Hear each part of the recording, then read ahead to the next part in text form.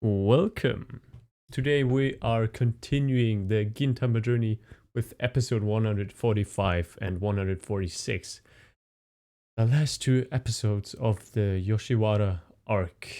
And I'm kind of sad that it's ending. But I'm also very excited at the same time to see how this will end. Let's get into it.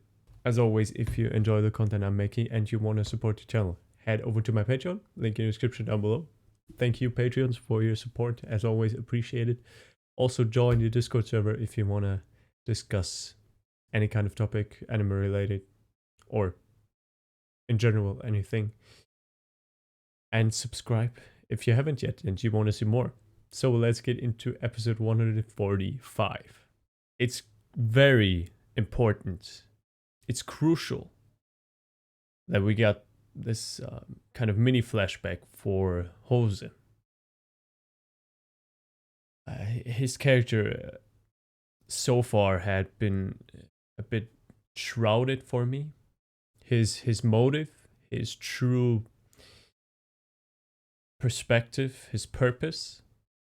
But now it's getting clearer with this revelation of the backstory, this introduction of the backstory. Now it makes sense why he wanted to keep Inoue by his side forever, for as long as he lived, as he would live. Simply because from the start she had such an impact on his life, on his world view, on his perspective. She gave his perspective a new light, pun intended. And it made him consider things, even though in the end it did not really get through to his, at least his actions. But I think it truly did leave a mark on his, whatever you want to call it, soul, spirit. I don't know. But she made that difference. If he hadn't met her, I don't know. I mean, he still is a villain. Pretty much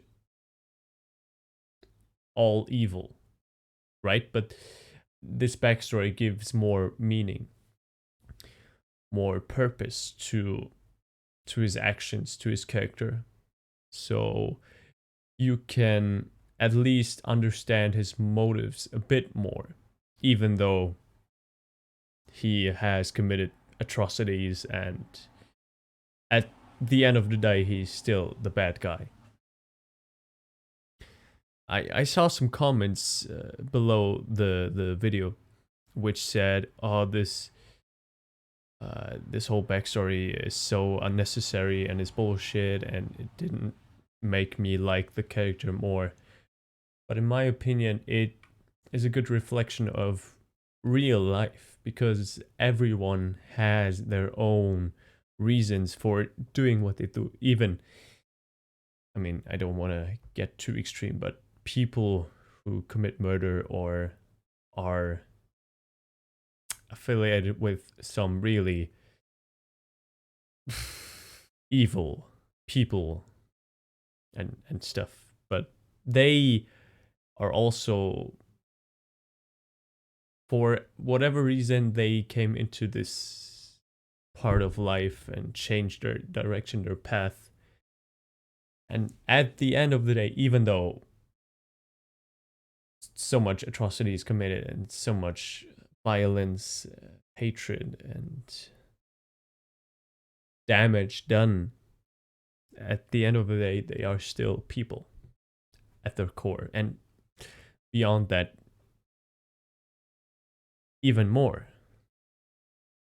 That reminds me of what Kamui said, that everyone always yearns for what they don't have, which in a way is true.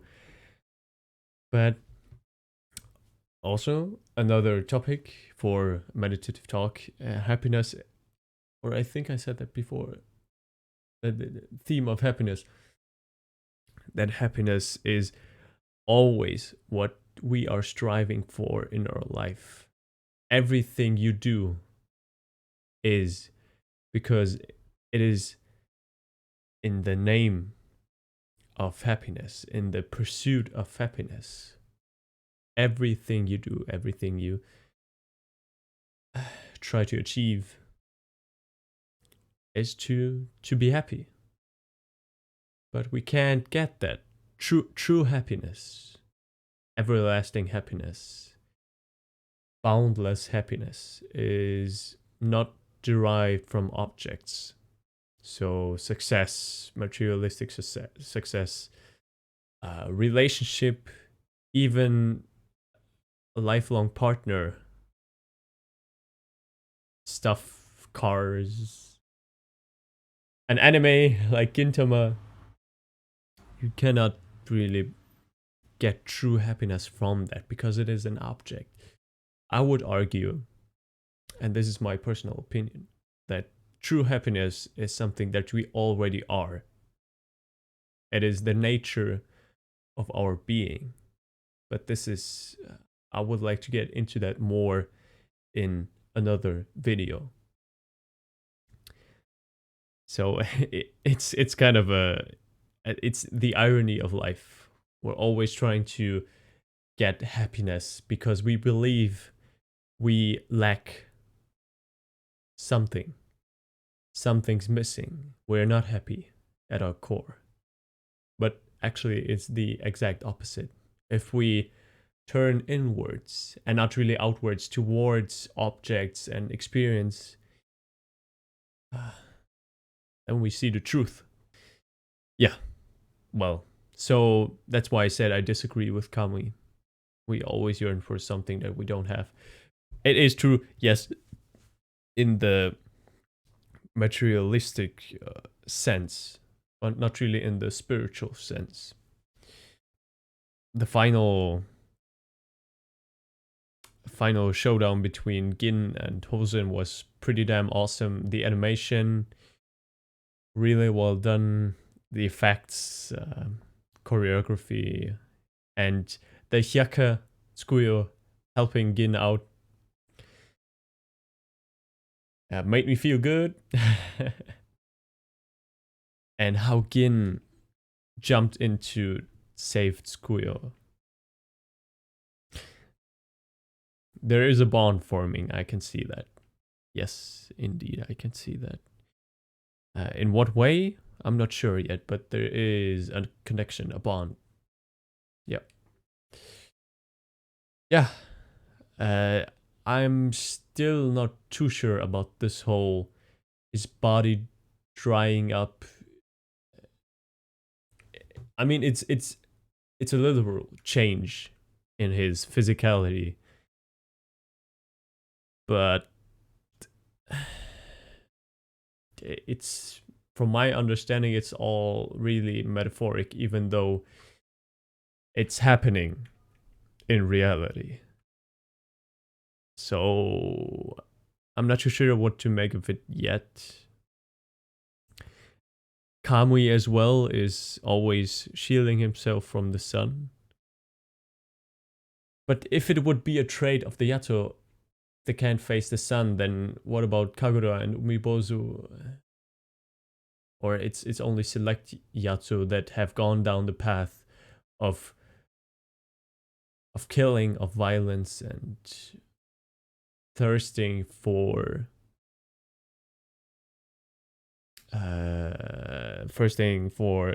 yeah, I don't know, a fight, like Kamui and Hosen are. Who knows? Not too sure about that. Maybe you could elaborate on that. That would be helpful. Or we will see that in the next episode. Who knows? So yeah, let's get into the last episode of this arc, episode 146. Wow, guys. The Yoshiwara in Flames arc is finished. It's over. And yeah, it was a lot. a lot to take in, but I'm so glad they did it in 8 episodes, not 4 or even 6. That would have not been enough for the sheer volume of content that's in this arc and the characters.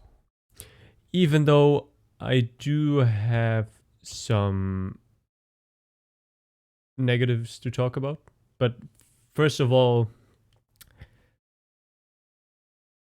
Abuto is still, I think Abuto is his name, is still alive, which was not that much of a surprise to me. We didn't see his body, we didn't see him die. So my hunch was that, yeah, he survived that fall. And I mean, he's a Yato, so that fall, even though it was very deep fall, shouldn't have hurt him too much. So yeah, he's fine, and I'm so glad about that. He's such a great character. I think he's, for me personally, I like him more than Kamui and Hosen. Yeah, I don't know. It's just his whole persona, his charisma. In a way, he reminds me of Sakamoto with his carefree attitude, being so laid back and not really bothered by most things that happen to him. So yeah, we will definitely see him again in this story. I'm I'm 100% certain. Simply because he's the subordinate of Kamui. And we're gonna have to face off against Kamui again at some point. Yeah, that's gonna be, that reminds me of the conversation Gin had with Umibozu, which was such a great conversation.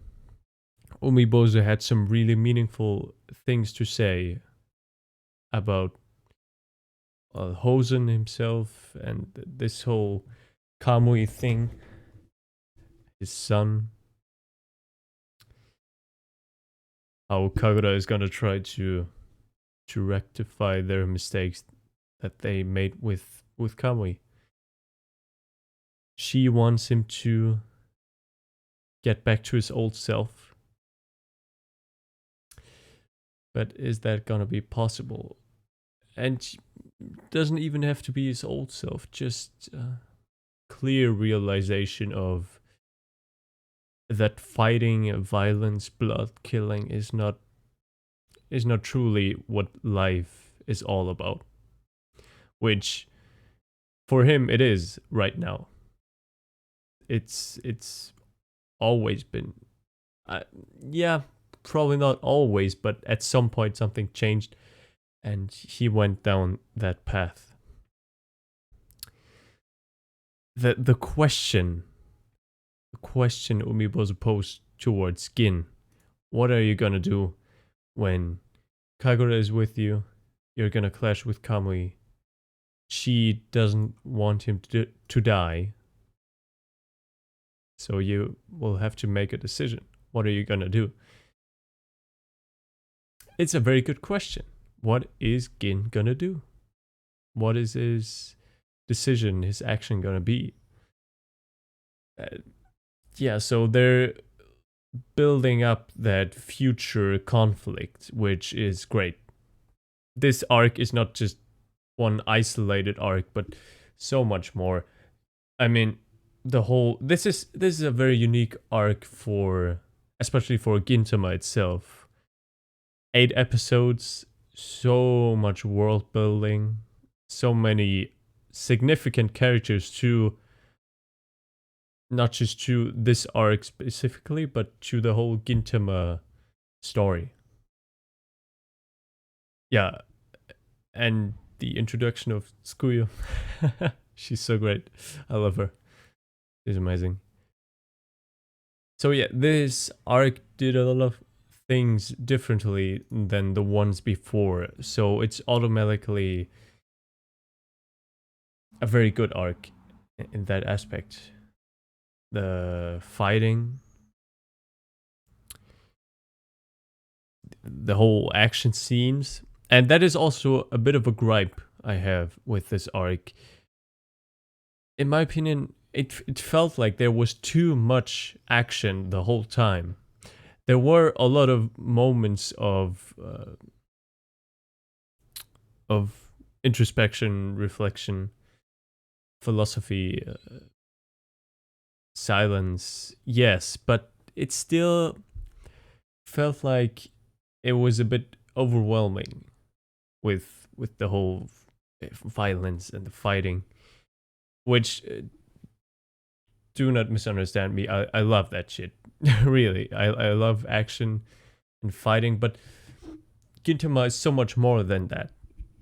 Yes, there was this whole very profound theme of the sun, life, and people, freedom, individuality.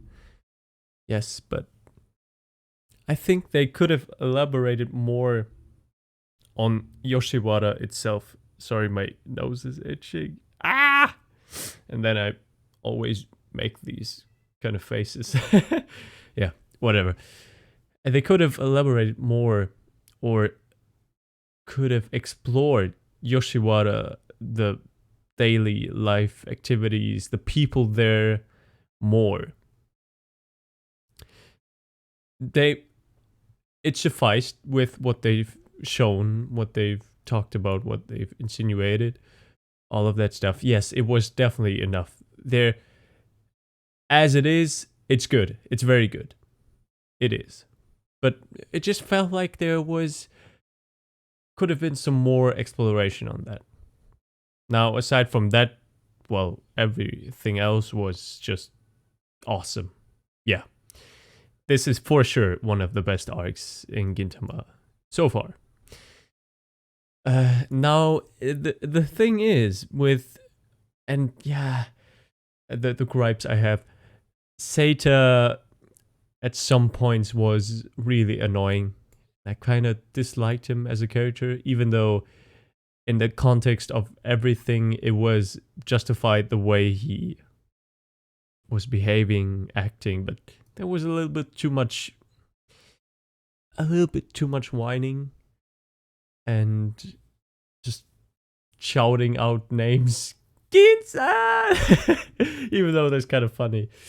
Yeah. Yeah. He's a very tragic character, yes. Very courageous character, yes. His connection to his mom is truly something beautiful, yes. But he's certainly not one of my favorite characters of this arc. Yeah. Well, what are you gonna do? So, I'm not sure if I should give this an S as a true S rank arc. Something for me doesn't feel right about that. It's for sure A plus or A triple plus, whatever. It's so close to S. But with the things I've mentioned, it could be considered S, yes. But it's just a tiny teeny bit more exploration, delving into the characters. But by the way, Hosen and Kamui, very unique characters and also complex. And they're setting Kamui up for the future. As I said, that's awesome. That's great. Yeah, but just a little bit, more. Yeah. Nonetheless, this was one hell of a ride, one hell of an experience, and I'm grateful that I started watching Gintama, not just because of this arc, but simply because it is very heartfelt, very close to my heart series. And I can't wait to see what they can do with future arcs. Yeah, hope you enjoyed this reaction, this video. If you did, leave a like, comment down below what rank you would give this arc, Yoshiwara in Flames. I've seen a lot of people talking about it as an S rank arc. As I said, yes, it kind of is, but not truly for me, personally. Yeah. Okay. And subscribe if you haven't yet. So, enjoy the day, take care, and bye.